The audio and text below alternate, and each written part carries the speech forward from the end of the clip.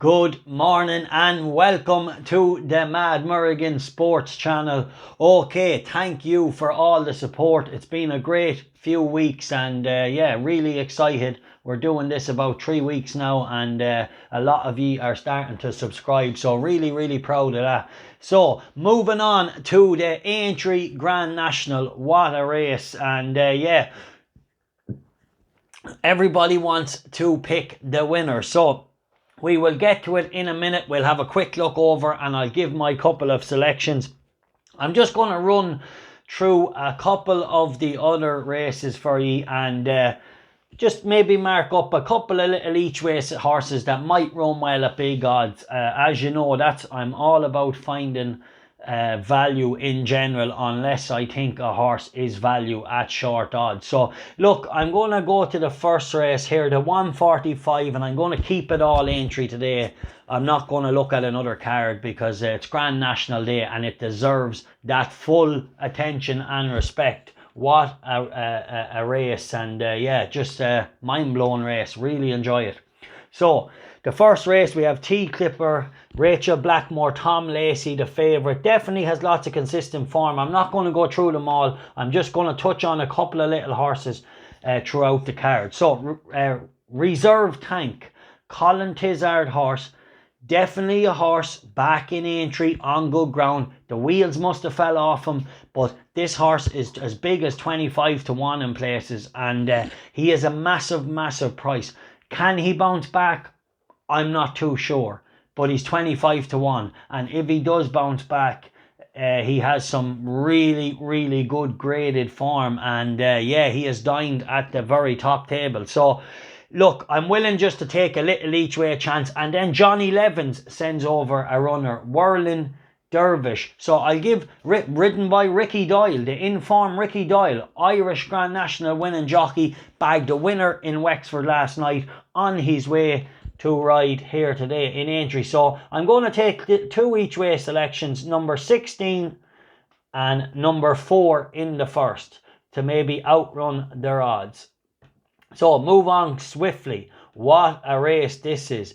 The Betway Mersey's Novices Hurdle Grade 1. And yeah, man.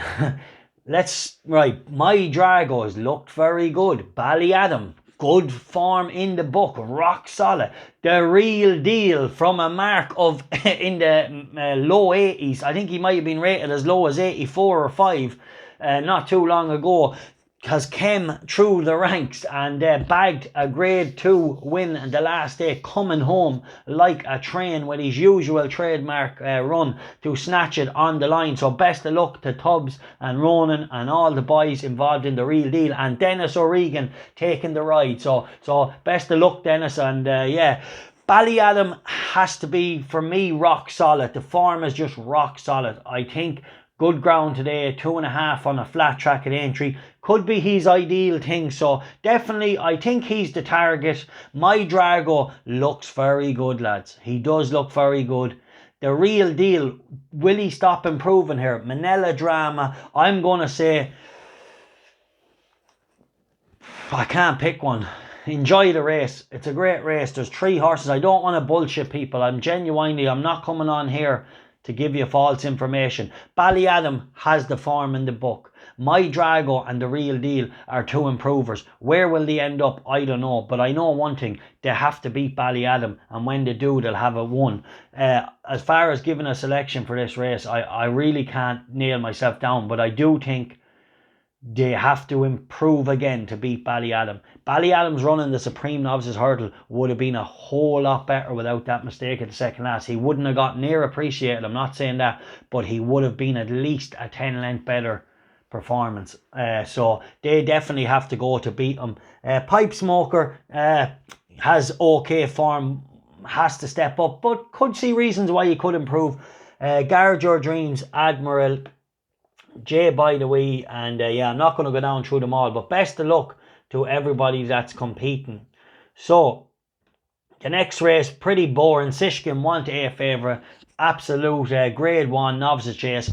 Gumball probably make the running. We'll just give them all a mention then. Funbill Civila, Elvis Mall, Longhouse Sale. So best of luck to everybody in the race. Sishkin stays on his feet. He should run down Gumball somewhere up the home straight. Okay, moving on swiftly.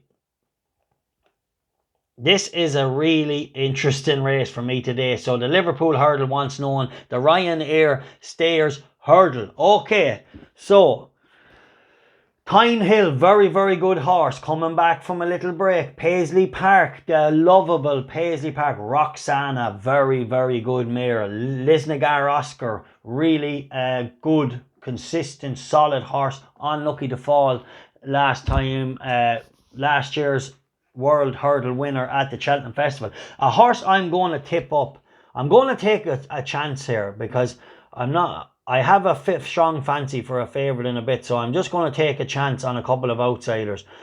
I'm going to give a shout out to Third Wind at 16 to 1. It could be an improving horse, only a 7-year-old, trained by Hughie Morrison, ridden by Tom Cannon.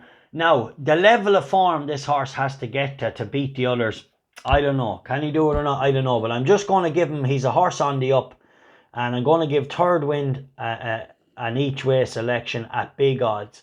And I will mention Noel Mead's horse could be interesting as well.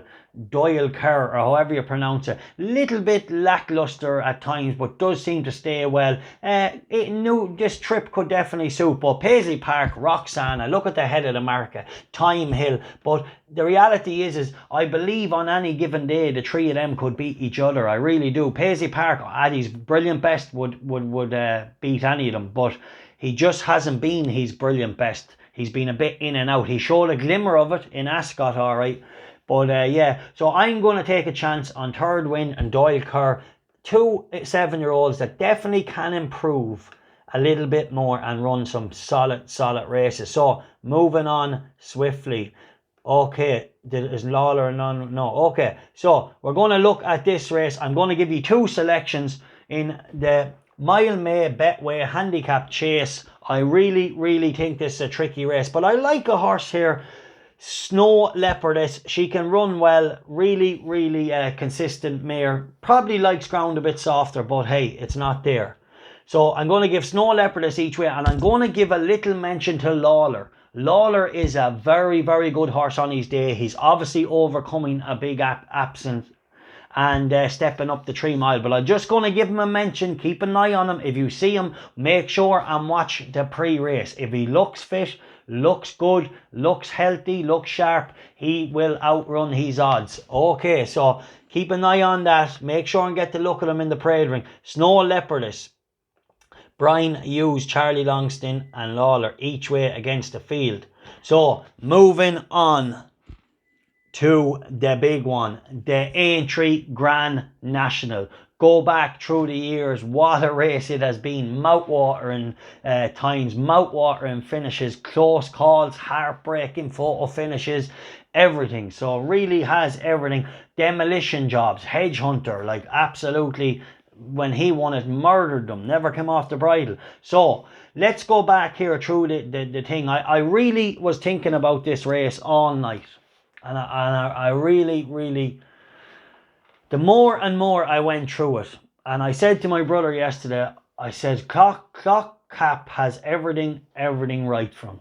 Everything right from. And I said to myself, but how can I tip a favourite in the Grand National? How could I tip a horse that's around 7 to 2 in the Grand National? And then I woke up this morning and I was thinking, but you know he's the best handicapped horse in the race. But you know he's the cleanest one of the cleanest jumpers you've seen, one of the most measured jumpers you've seen. And you know he's owned by a man that buys horses exactly for this race, and he's trained by a master that improves staying chasers. So my nap of the day is Claw Cap. I can't believe I'm going to say that, but my nap of the day is this horse. For Tom Scudamore to pull it off and sail off into the sunset. Sorry, Tom, if you're not going to retire, but if you win this, you had a great career. I'd bow out with all the money. You get out safe, please God. Listen, I've been watching yesterday the racing over these fences. I'm just going to take a quick, and I'm going to give a little mention each way to Shattered Love at 33-1. Could run a massive race, okay? So Shattered Love each way, but my nap of the day is Clock Cap. And my reason for that is, watching the course yesterday, the fences looked a little stiffer than normal. They really, really did. They were a little stiffer than normal, and horses were just brushing them, but boy, they were definitely, whoever was packing that spruce, go easy on it, because there was horses just clipping them, and boy, it was stopping them to a standstill. You want a horse that has daylight today in this Grand National with a clean jumping style. So Clock Cap for me can race handily enough, probably doesn't have to make it, but has the pace and the class to lie up, but has very, very clean jumping. We'll just mention Burrows Saint, really, really, Willie Mullins coming the Irish Grand National route, really, really a good route for entry, as we know in the past, the likes of Bobby Joe and number 6 Valverde, and all these kind of horses came from the Irish National, you know. So really, really, and there's some more. I think maybe Papillon might have done the double. There's a few others back in the day, I can't just think offhand. Farclas, nicely handicapped, Jack the Mac Kennedy. But I'm going to elaborate more on my Facebook Live now about the race. But my nap of the day, and I'm going to leave it here, is Clock Cap. I just think everything is right for the horse. The National is not the test it was, but by Jesus, them fences looked a little bit stiffer yesterday. So you want something that jumps very, very measured and clean. I just thought horses were just clipping them, and it was stopping them to breaking all momentum. So yeah, we'll elaborate more on that. So I'm going to go do my Facebook Live. Remember, the time for Codden is over. My nap of the day, I can't believe I'm going to nap a favourite in the National, Clock Cap, but he has everything needed to put in a demolition job here. Okay, God bless and take care. The time for Codden is over.